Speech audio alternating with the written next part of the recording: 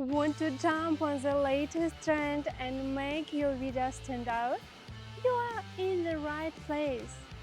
Hi, my name is Hannah and today we are going to break down how to make video trend that everyone is doing right now. I will use the program CapCut and I'll show you step by step.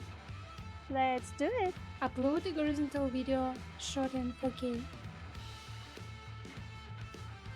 Select AI Clipper 5220 to 1080. Get clips. Wait.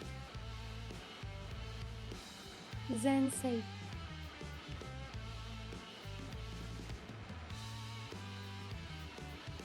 Select transform and move your video to the position that works best for you.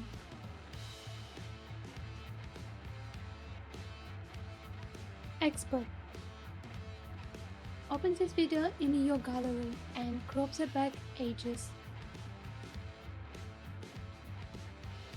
Your video is ready. Yes, now you have your video you can share with your friend.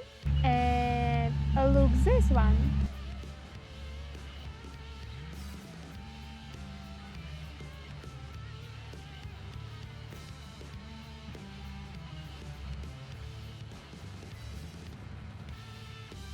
What do you think about this?